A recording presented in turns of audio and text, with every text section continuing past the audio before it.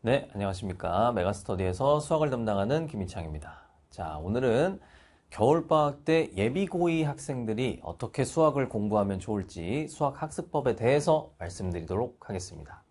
자, 일단은 고2 학생들은 고1을 한번 보내봤잖아요. 그러면, 고1과 이제 고2는 많이 다른가요? 이렇게 이제 궁금해 할 수 있습니다. 자, 고1과 고2의 가장 다른 점은 뭐냐면, 일단 고2부터는 직접적으로 이제 수능 범위에 출제되는 그런 범위를 공부한다. 그래서 수능 범위에 출제되는 대수라던가 미적분 원, 선택 과목 이런 것들이 이제 들어가게 됩니다. 그래서 고1 때까지는 공통수학 1, 공통수학 2 이렇게 공부를 했다면 이제 고등학교 2학년 때부터는 정신이 없어요. 왜냐하면 수능 공부를 해야 되기 때문에 수능 공부도 해야 되고 내신도 막 계속 봐야 되고 이러기 때문에 범위도 많아지고 난이도도 올라가요. 그래서 고1, 고2, 고3 되면서 계속 이제 뭔가 공부량과 난이도가 올라가면서 힘들어지는 시기입니다. 자, 그래서 고2 수학의 특징은요. 일단 과목 수가 좀 늘어나죠. 이제 학교별로 좀 다르긴 하지만 학교마다 뭐 선택 과목이 확통을 하는 학교도 있고 뭐 기하를 하는 학교도 있고 뭐 그렇잖아요. 그래서 선택 과목도 해야 되고 대수도 해야 되고 미적분 원도 해야 되고 근데 사실 이제 책을 한번 슬쩍 열어보시면 대수와 미적분 원은 양이 굉장히 많고 난이도도 굉장히 없습니다. 그래서 과목 수가 증가하면서 이제 해야 되는 양도 많은데 모의고사 기출문제의 출제 비율이 늘어나요. 이건 무슨 말이냐면 자, 고등학교 1학년 때는요. 고1 모의고사에서만 학교 선생님들이 참고를 해서 문제를 출제할 수가 있었습니다. 자, 근데 고등학교 2학년 때는요. 그럼 고등학교 2학년 모의고사만 보면 될까요? 그렇지 않습니다. 왜냐하면 고등학교 3학년 수능 뭐 이런 모의고사, 평가원, 교육청이 출제한 그런 문제들이 동시에 출제가 될 수 있기 때문에 그래서 모의고사 기출문제 출제 비율이 늘어납니다. 그러니까 해야 될 게 더 많아진 거죠. 그리고 수능 직접 범위이기 때문에 고3 컨텐츠까지 같이 공부를 해주셔야 되는데 이건 무슨 말이냐면 고3 컨텐츠라고 하면 뭐 모의고사 기출문제도 있겠지만 뭐 EBS, 수능 특강이라던가 수능 완성까지도 참고를 하시는 학교 선생님들께서 계시기 때문에 고3 컨텐츠까지 학습이 필요하다. 그래서 할 게 너무 많아요.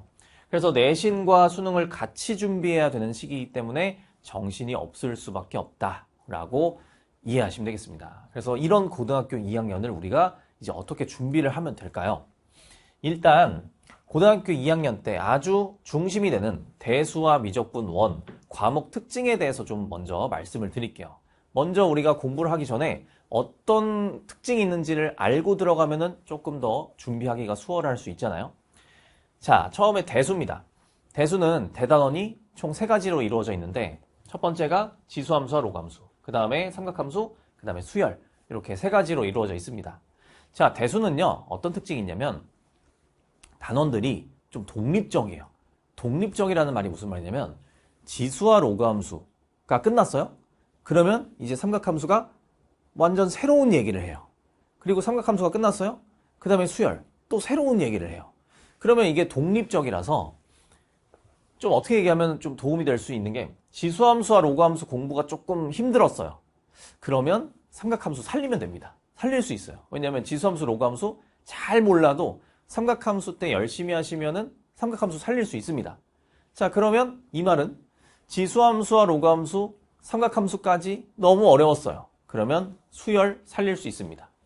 자, 근데 이게 독이 될 수도 있는 게 이걸 이제 여러분들도 아시잖아요. 단원들이 독립적인 편이다 라는 거를 알잖아요. 그러면 지수함수, 로그함수를 막 공부하다가 잘 모르겠다. 삼각함수 열심히 해야지. 이러고 삼각함수로 넘어갑니다. 그리고 삼각함수 막 공부하다가 잘 모르겠잖아요. 수열 열심히 해야지. 이러고 수열로 넘어가요. 그렇게 겨울방학이 끝나잖아요.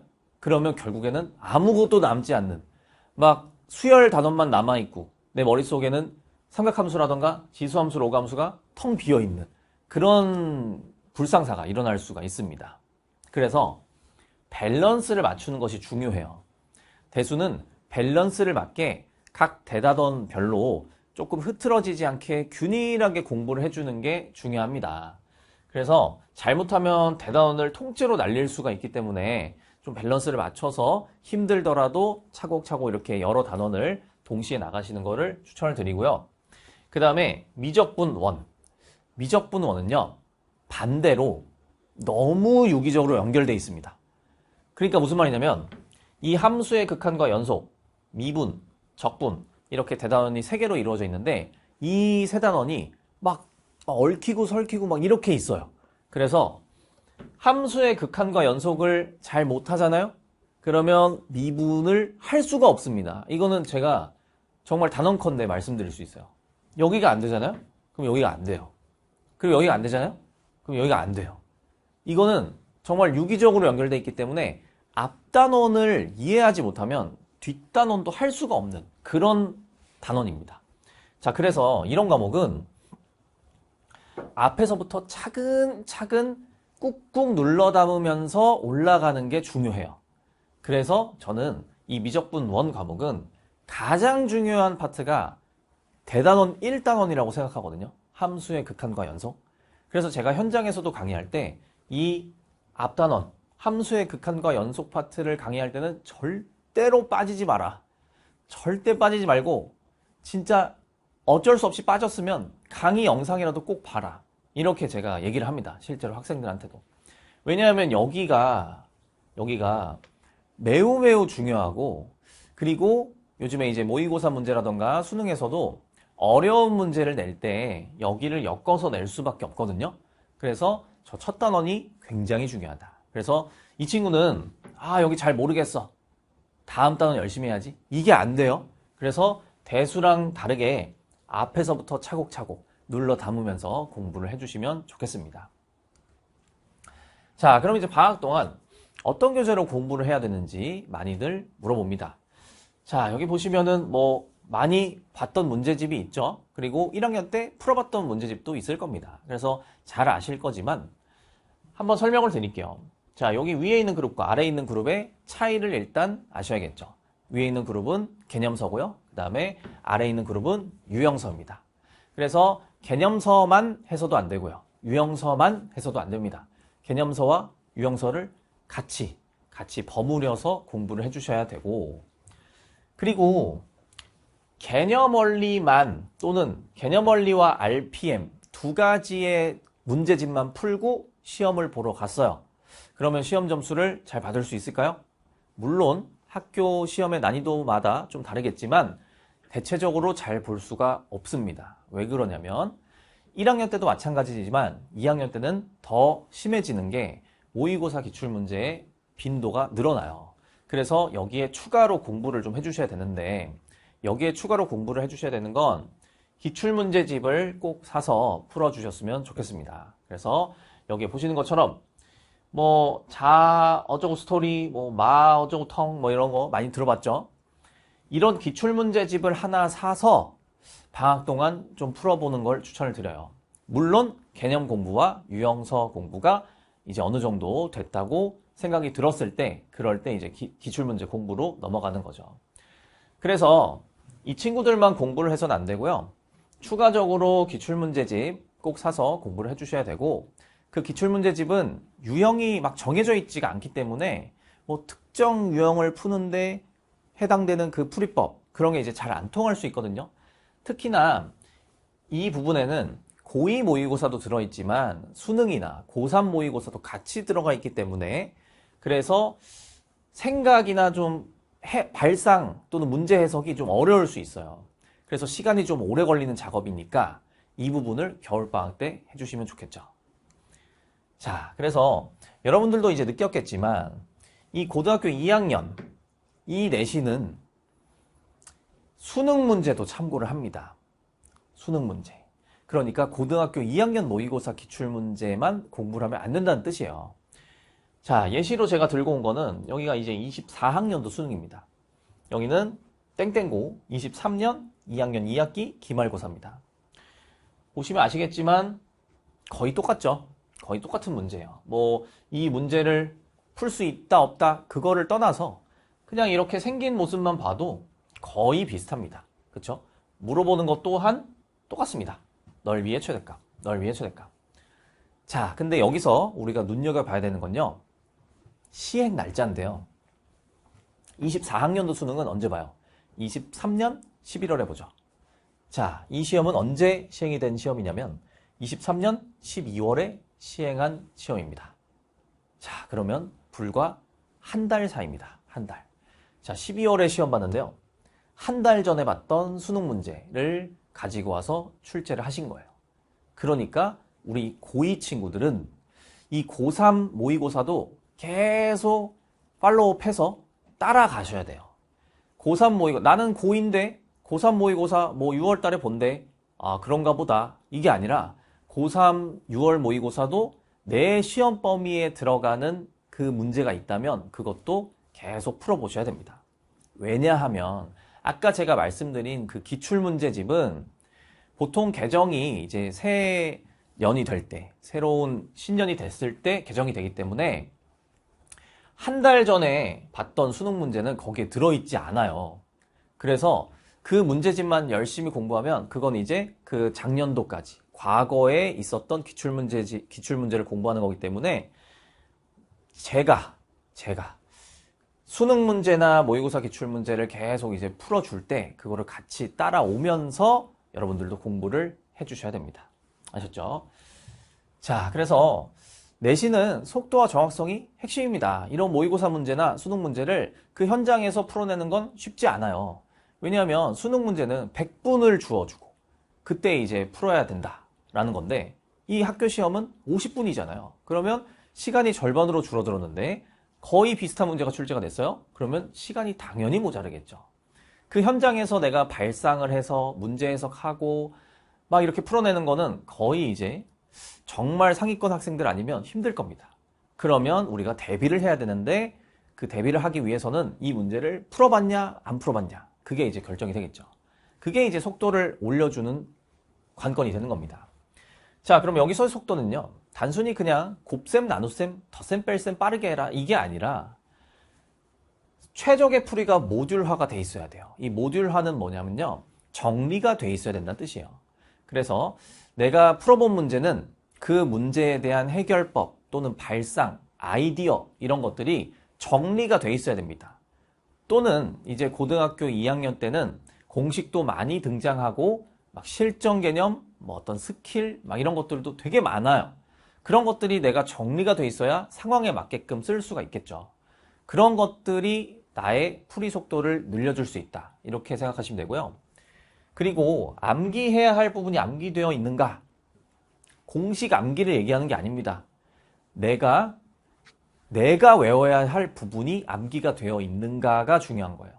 이거는 개개인별로 다 다를 수 있어요. 뭐 어떤 학생은 삼각함수가 특히 이제 취약해서 삼각함수의 뭐 어떤 각변환을 내가 특히 좀 외우고 있어야 된다든지 뭐 이런 식으로 개개인별로 외워놔야 되는 부분이 다를 수 있거든요.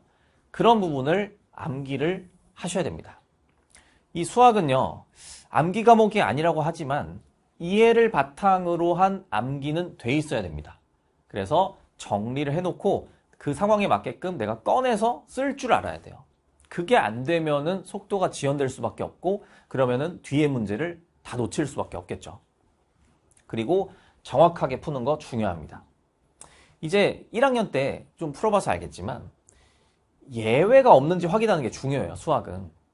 왜냐하면 그럴듯하게 문제가 써 있고 그럴듯하게 이제 유도를 하거든요. 그래서 그럴듯하게 풀잖아요. 그러면 꼭 하나씩 빼먹어요. 뭐 사실은 A가 1이 안 된다든지 뭐 사실은 음수는 안 된다든지 이런 식으로 예외가 항상 존재하기 때문에 이 예외인 경우를 계속 머릿속으로 체크를 하면서 꼼꼼하게 공부를 하는 것이 평소에 중요합니다.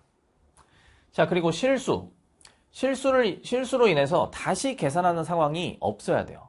그러기 위해서는 평소에 꼼꼼하게 푸는 것이 중요한데 이 실수를 줄이는 법은 제가 나중에 캐스트로 좀 올려드릴 거거든요. 좀 간략하게 먼저 말씀을 드리자면 실수를 줄이기 위해서는 계산을 줄여야 돼요. 이게 무슨 말이냐면 계산량이 많으면 그러니까 풀이의 그 길이가 길면 그 풀이를 쓸 때마다의 우리의 실수할 확률이 있을 거잖아요. 근데 그게 길어지게 되면 확률이 늘어나겠죠. 그래서 그 계산 자체를 줄여야 돼요. 근데 그 계산 자체를 줄이기 위해서는 계산에 이 최적의 풀이가 모듈화 돼 있어야 이제 막 쓸데없는 계산이 많아지지가 않겠죠. 그러니까 필요한 것만 계산을 해주셔야 되는데 막 이것도 구해보고 저것도 구해보고 막 이러다가 계산 실수가 나는 거거든요. 그래서 내가 효율적인 풀이로 문제를 풀고 있는지 점검을 해주셔야 됩니다. 자, 그래서 이 속도와 정확성을 높이기 위해서는 복습을 열심히 해주셔야 되는데 우리 머릿속을 이렇게 톱니라고 이제 생각을 하시면 배웠던 개념, 그리고 새로 배운 개념, 또 문제풀이를 위한 사고, 그리고 논리적으로 내가 어떻게 이거를 엮을 것인가, 이런 게 같이 맞물리면서 우리가 문제를 해결하는 거거든요. 그래서 복습을 하면은 이 개념이 고도화된다라고 표현을 할 수 있는데 복습을 여러 번 해라 라고 하면 학생들이 보통 오답노트를 열심히 쓰거나 아니면 강의를 다시 시청하거나 또는 이제 뭐 틀린 문제를 세모 치면은 복습을 하는 거다. 뭐 이렇게 이제 생각하는 경우가 있는데 이 복습의 구체적인 정의는 복습은요. 내가 그 문제를 언제, 어디서 다시 풀었을 때 맞출 수 있을 때까지 하는 게 복습입니다. 그러니까 무슨 말이냐면 내가 틀렸었어요. 근데 당연하게 해설 강의를 들은 직후에는 풀 수 있겠죠. 근데 예를 들어서 한 일주일 후에 다시 한번 풀어보세요. 그럼 잘 안 풀릴 겁니다. 그리고 일주일까지 괜찮았어요? 한 달 뒤에 다시 한번 그 문제 풀어보세요. 안 될 겁니다. 이거는 정말 우리가 인간이라서 어쩔 수 없는 거예요. 그래서 계속 반복을 해서 복습을 해주셔야 되고 복습을 이제 몇 번 해야 되냐고 이제 학생들이 많이 물어보는데 복습은 절대적 권장 횟수가 없습니다. 본인이 될 때까지 계속 반복하는 게 복습이고요. 그리고 오답노트 여러분들 열심히 작성을 할 거예요. 틀린 문제 점검 나름 이제 장인이 됐을 거예요. 한번 해봤으니까. 틀린 문제를 점검하실 때도요. 그냥 오답노트를 내가 틀린 문제 적고 뭐 문제 적고 해설 쓰고 뭐 이렇게 하는 게 아니라 내가 그 문제를 틀렸던 원인을 적어주시는 게 좋습니다. 우리가 문제를 해결할 때는 특히 이제 세 가지로 나눠서 문제를 해결할 수 있거든요. 문제 해석을 먼저 하고요. 그 다음에 발상을 해주시고요. 그 다음에 연산, 그에 맞는 계산을 해주시는 겁니다. 그럼 이 세 가지 스텝을 밟아야 문제를 해석할 수 있는데, 문제를 해결할 수 있는데, 예를 들어서 내가 틀린 이유가 문제 해석 자체가 안 돼서 틀렸다던가. 그러면 이제 적어 놓는 거예요, 오답노트에. 나는 이 문제가 문제 해석이 안 됐었다. 이런 식으로. 또는 문제 해석은 됐는데 그 문제는 어떤 식으로 풀어야 되는지 발상이 안 됐다. 그러면 발상이 안 됐다고 적어두시는 거예요. 또는 발상까지 완벽했어요. 근데 마지막 답을 내는 과정에서 계산 실수를 해버렸다. 그러면 계산 실수 때문에 이 문제가 틀렸다라고 오답노트에 적어주시는 겁니다. 자, 이 작업을 이제 왜 해주시는 게 좋냐면 나중에 테마를 정해서 우리가 복습을 할 수 있어요. 무슨 말이냐면 오늘은 내가 문제 해석이 안 됐던 문제만 싹 한번 정리를 해봐야지. 그러면 오답노트를 딱 펴요. 그러면서 내가 문제 해석이 안 됐던 문제만 탁탁탁탁 골라서 문제 해석만 연습을 해보는 거예요. 그러면 훨씬 더 효율적인 게 그 문제를 처음부터 끝까지 다 풀어내는 게 아니라 문제 해석만 연습을 하는 거기 때문에 훨씬 더 속도도 올라가고요. 뭔가 공부가 좀 더 빠르게 되는 것 같고 뭔가 알찬 것 같고 이게 효율적인 거예요. 그래서 내가 틀린 이유 같은 거를 적어주시면 나중에 테마를 잡아서 공부를 할 수가 있다. 그러면 정리가 확실하게 되겠죠. 그리고 맞힌 문제를 좀 점검을 해주세요. 제발. 단순히 그냥 동그라미 쳐서 기분이 좋아지지 마시고 맞힌 문제도 꼭 점검을 해주셔야 됩니다. 이 맞힌 문제는요. 내가 어떻게 풀어서 맞췄는지가 중요해요. 무슨 말이냐면 풀이가 효율적인가 반드시 체크하셔야 됩니다. 왜냐하면 우리가 지금 대비하는 건 물론 이제 수능 공부도 같이 되는 거지만 내신이잖아요. 자, 내신 공부는요. 효율적인 풀이가 반드시 필요해요. 왜냐하면 50분의 시간이라는 그 시간 속에서 우리는 빨리 문제를 해결해야 되고 정확하게 문제를 해결해야 되기 때문에 효율적으로 정리가 돼 있어야 됩니다. 자, 그래서 맞히긴 맞췄는데 막 풀이가 막 이렇게 길어요. 그러면 그거는 시험 현장에서 사실 그렇게 크게 효율적이지 못하거든요. 시험 현장에서 막 이렇게 풀었어요? 그럼 그 뒤에 문제는요? 뒤에 문제는 다 날리는 거예요. 그래서 풀이가 효율적인가 꼭 점검을 해보셔야 되고, 그리고 내가 얼마나 빠르게 반응했는지도 체크를 해보셔야 됩니다. 그러니까 내가 이 문제를 어떻게 풀지? 이러면서 고민을 한 20분 했어요. 그래서 맞았어요. 뭐 기분이 좋아요. 근데 그게 중요한 게 아니라, 물론 이제 맞힌 문제긴 맞힌 문제고 고민을 하는 것도 중요하지만 이제 얼마나 빠르게 반응했는지도 좀 적어 놓으셔야 한 번 더 풀어봐야겠죠. 한 번 더 풀어봤을 때 내가 그전에는 20분 동안 내가 고민을 했었는데 이제 한 15분 만에 되네? 그러면 더 줄여봐야지? 그러면서 또 이제 계속 복습을 하는 거거든요. 그래서 맞힌 문제도 꼭 점검을 해주셨으면 좋겠습니다. 아셨죠? 그리고 모든 과정 이해했는지도 꼭 체크해보세요.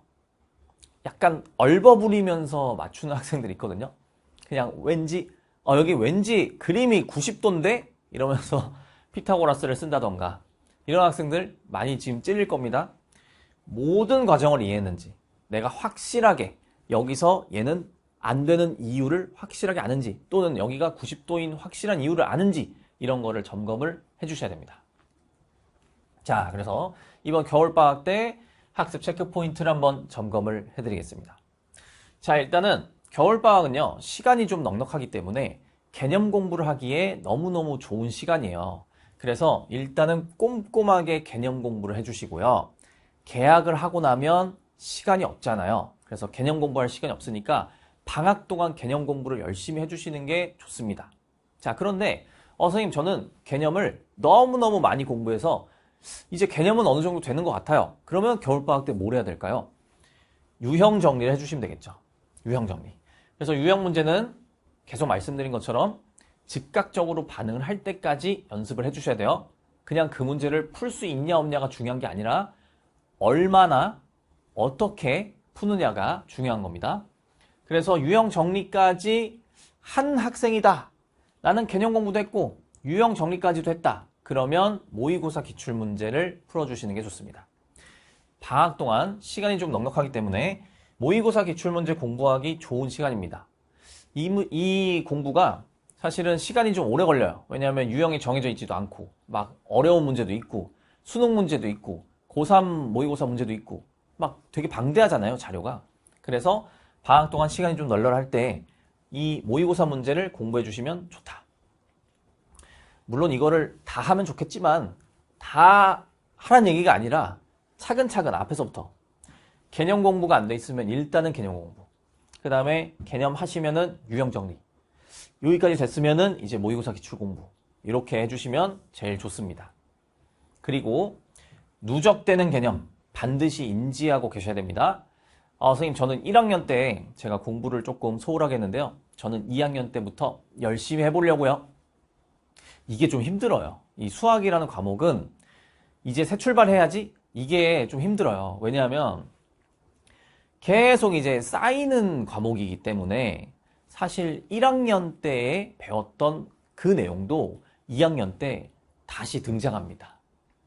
여기서 이제 이 얘기를 듣고 오열하는 학생들이 있을 수 있는데 1학년 때 내용이 2학년 때 다시 부활해요. 하지만 다 부활하는 건 아니에요. 특히 1학년 때 중요했던 단원들 있죠. 제가 강의를 할 때마다 자, 이 내용은 2학년 때 또 나옵니다. 중요합니다. 이거 반드시 꼭 복습을 해주셔야 됩니다. 이런 식으로 제가 언급을 하거든요. 그래서 1학년 때 배운 내용이지만 2학년 때 다시 등장하지 않는 내용도 있고요. 계속 2학년, 3학년 때까지 나오는 부분도 있어요. 그래서 그런 부분들은 꼭 다시 돌아가서, 좀 비워져 있다면 다시 돌아가서 공부를 해주셔야 됩니다. 그래서 너무 앞으로만 달려가려고 하시지 마시고요.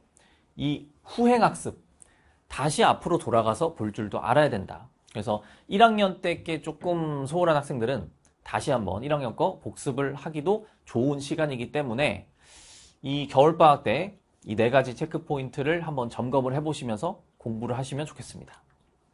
자, 그래서 저는 이렇게 생각해요.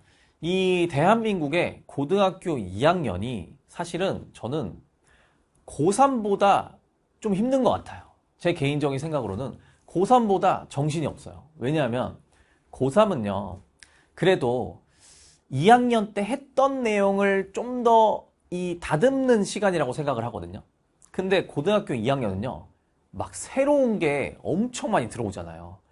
대수, 미적분 원, 막 새로 배우는 건데 수능 범위라고 하지, 선택 과목도 있지, 막 학교에서 막 수행평가도 해야 되지, 이 새로운 것들이 너무 많이 쏟아져서 정말 정신이 없는 그런 시기라고 생각합니다. 그래서 저는 고등학교 2학년이 사실 고3, 고등학교 1학년, 2학년, 3학년 중에서 가장 힘든 시기라고 생각을 하는데, 그러기 위해서는 우리가 겨울방학을 가장 값진 시기로 우리가 바꿔야 됩니다. 아시겠죠? 그래서 가장 힘든 시기를 가장 값진 시기로 우리가 바꿀 수 있도록 열심히 준비를 하셔서 이제 3학년 때까지 쭉 페이스를 유지해서 좋은 점수를 받을 수 있도록 열심히 해주셨으면 좋겠습니다. 제가 응원하겠습니다. 감사합니다.